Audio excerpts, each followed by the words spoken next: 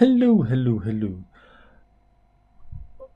One of Grandpa Beato's videos came in my suggestions, and I thought, oh, go on, let's have a look at it. I don't subscribe to Beato, but he pops up in the recommendations occasionally, and I don't mind his interviews. Sometimes his interviews are fun, when he's not blowing smoke up their bottoms. But I watched this very strange video. And I'm not sure exactly what he was trying to say, but the gist of it was that artists only make classic albums before the age of 30 or something. And then he mentioned bands like, he mentioned Jimi Hendrix and Nirvana. Now, there's an issue with those two because both of them checked out at 27, I believe. So,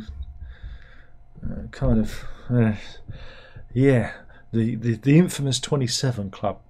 But he cited a number of bands and a number of classic albums, and it's all in the rock oeuvre. And it's like after 30, you just give up. And it reminded me of that scene from the movie Trainspotting. I think it might even be in the book, where Renton and a sick boy are in the park. And they're saying similar things. It's got a similar point about, everyone's washed up after a certain age. But I always thought Irving Welsh was kind of taking the mickey out of that thought. I had a funny feeling he may have actually written Trainspotting a lot later, and he was that was the inside joke. But beside the point, yeah, what dear old Grandpa Beato doesn't take into account is the music industry is, it used to be largely about fashion. And so it was young people's music for young people. And when you got a bit old, the new lot came along. You were superseded by the next young people. So it had nothing to do with your creativity or your actual age. It was just fashions change. And he didn't even mention that. He didn't even mention that in his entire dribble. He didn't mention that, the Beatles. He uses the Beatles. He cites the Beatles. Again, the Beatles are broken up before they were 30. Doesn't mention McCartney going on and producing, all number of hits well into, whatever age. Again, McCartney has never stopped being creative. It's just his music goes in and out of fashion and out of favour as it goes. So it was quite a peculiar thing. And I'm sitting there, I'm thinking, nobody tell him about Blondie, because I always remember being horrified when Blondie were at the top of the charts and discovering that Debbie Harry was the same age as my mum, because they were born in the same year, 1945, I think it was. So that shocked me. I was like, right? Don't mention the Police. Don't mention the Police, because Andy Summers was very, very old. I think he was, when the Police were at their height, I think he was, because he was born in 1940, I believe. So, yeah, he would have been knocking on. But don't mention that, because I know Beato loves the Police, right? So there's always exceptions to the rule, and again, I think it's more a comment on fashion and musical trends, because again, if Hendrix had still been alive, would he have still been popular? Maybe. Again, if he hadn't have died, maybe he would have dipped through the 70s and come back in the 80s, like many artists did.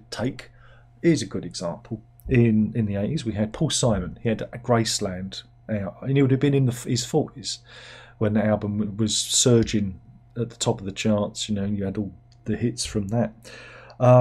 Again, he's an artist that big in the 60s, kind of tailed off in the 70s, had a resurgence in the 80s. In our neck of the woods, we'll do those guys. Invisible Touch, 1986. Those guys were well into their 30s when that was a hit. Peter Gabriel, so well into their 30s. We can do Dire Straits. Yeah, Dire Straits, Brothers in Arms. Again, Mark Knopfler would have been in his 30s when that was a hit. So I don't really agree with the thesis that Beato was putting forward, because he wasn't bringing in the idea of fashion. Again, all those old rock stars. He mentions Tom Petty. He came back in the 80s. You know, Bob Dylan did a similar thing. Robbie Robertson in the late 80s, album produced by Daniel Lanois, was a really big hit. Again, artists go in and out of fashion, whereas tastes change, and it's got more to do with the pop charts or the rock charts than the artist. Again, an artist can produce a great record and it gets completely overlooked because people have moved on. He mentions Queen. You know, one of Queen's biggest albums was their last album, Innuendo. You know, so you look on and you just go, oh Rick, Beato. What are you blabbering on about? It's got nothing to do with age. And again, even Kate Bush, she came back with Ariel at the turn of the millennia. That was a massive album. You know, these artists don't go away. It's just whether or not the fashions follow them. You know, so I think it's a big misnomer. And again, if you look at the world, again, he mentions jazz and blues.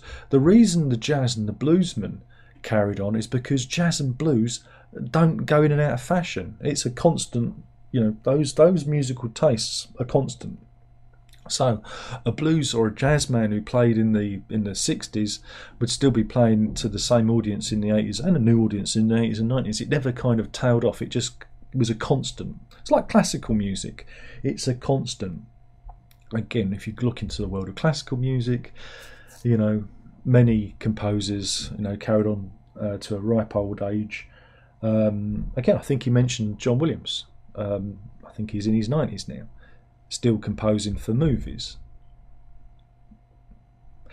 Now, the interesting thing is, as you do get older, it gets easier for you to write because you develop your craft. What he doesn't talk about is the more you do it, the better you get at it. And that's what I tell the missus. And she says, that's no excuse. You should have got better at it by now. But yeah, you develop a sense of craft, and so what once was an effort becomes effortless. It becomes easier. And again, he talks about, I don't know, crystals, something crystals, crystal something. I'm sitting there going, Beato, what are you going on about? What are you going on about? And again, I looked at some of the artists that I liked. Again, Laurie Anderson had a hit with Oh Superman. She was in her 30s, came out of nowhere. It just, again, it says more about the fashion and the music scene at the time rather than the age of someone. But I think the emphasis on it was him saying, kids, that's why you've got to create now. The thing is, the kids they're not interested in music because we live in a post-cultural society. He hasn't quite embraced that idea that the music scene has moved on. It's all moved on, and we moved on to, again, kids express themselves differently using, you know, I don't know, social media, TikTok, you name it. There are many other outlets that kids can lose themselves into, and it's not necessarily somebody else's art. They lose themselves in their own art, which is, again, a lot easier to produce. So that's why we, like I say, we live in this post-cultural society. And Beato still hasn't quite got hold of that idea. Instead, he's poo-pooing old artists. He's saying, oh no, once you're 30, you're washed up, you're done. That's not true. And he's saying, come on, young people, write a classic album. It's never going to happen again. You're never going to have a classic album ever happen again. It just can't happen. It won't happen. Yeah, you'll have albums that are... We don't even have albums anymore. We don't even have songs. We have 30-second TikTok clips that gain popularity. Again, when Kate Bush got on the back of Running Up That Hill, which is part of the Stranger Things soundtrack for the last season series of that, it's basically the wah, wah, wah, wah, wah, wah was used as a sting, you know. They didn't play the whole song, they played bits of it, and it was the tick-tockiness of it that elevated it back into the young people's consciousness. Again, no reflection of her age, it's just it was used as a sting. You know, so this is where we're at. You will never get a classic album ever again. There are no more classic albums because nobody buys albums anymore. Nobody's interested in albums. They're barely interested in songs, but they are interested in tiny little nuggets of sound. So yeah, Rick, the boat's moved. The boat's sailed. It's gone. It's over. It's over for anyone. Again, we'll have AI. Maybe an AI will generate a classic album. Maybe somebody will say generate an album that sounds like a mix of Dark Side of the Moon and Brothers in Arms and whatever. Insert your classic album here, and it will spurt out something classic that will sound like those things, and everyone will be happy. But no one will buy it because nobody's interested in music anymore. So yeah, it was a very weird thing. It was a very weird thing that Beato was trying to say. This is what happens when somebody thinks they're smarter than they actually are, and they make sweeping generalizations.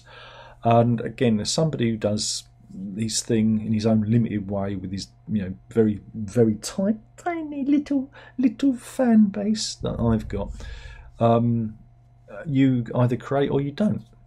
You either extend your antenna to the muse and play, or you don't. Whether it's any good is another matter. That's not for me to make that decision. Again, the only thing that happens as you get older is physically you can't necessarily play the same things that you used to play, or you may play things that are a bit easier, because of physical limitations, mental limitations even. So yeah, I thought it was a very peculiar video, and I'm not really sure what Beato was trying to say, but whatever it was wrong. It was wrong, and he was coming from, as usual, from the completely wrong angle, and he should have talked about fashion, musical fashion, the thing of the time, but he couldn't do that. Again, bands like the Rolling Stones could bring out a classic album in their 90s, but no one's going to get it because it's moved on. Everything's moved on, and I don't want to be the man to poo-poo all this, but just look around you. Look at what's happening. There is no next generation, and the generation of young musicians that do come forward are just replicating what's gone before and thinking that they've created something that's new. There isn't anything new. All the songs have been sung, and that's a real shame. And you'd think with all the technology and everything that's available that there'd be new and interesting things happening, and there isn't. Instead, we have people using the same tools, software tools, creating the same kinds of backing tracks for the same kind of mainly female singers to warble over. Just look at the pop charts. If you play the songs, there's maybe out of the top 10, there might be only one song that is an outlier that's little bit different from the others, but many of them use the same production techniques, same vocal style, singing the same kind of songs, because it's musical wallpaper now. This is where we're at. And if you compare that from the charts of the 60s, 70s, 80s, 90s, even the zeros, you'll see that music was never like that. There was a bigger breadth of the style and type of music out there. There was the novelty act, there was the rock act, there was the pop act, there was the dance act, there was the esoteric outlier that would come in, and that's all gone. That's all been wiped away by, like I say, musical wallpaper. And Beato once again tries to say something and falls over himself. His trousers fall down like Grandpa Simpson, and he trips over and falls face first into the dirt because he doesn't see what made those albums classic albums. It was the music buying public, and they chose to buy those albums because that was the scene at the time. It wasn't how good the albums are. For every classic album, there are 100 of classic albums that never got heard because that was the nature of the music biz, TM, at the time. And if you are a young person and you're doing music, yeah, keep going, but don't have any aspirations to produce the next Dark Side of the Moon, because it's never going to happen.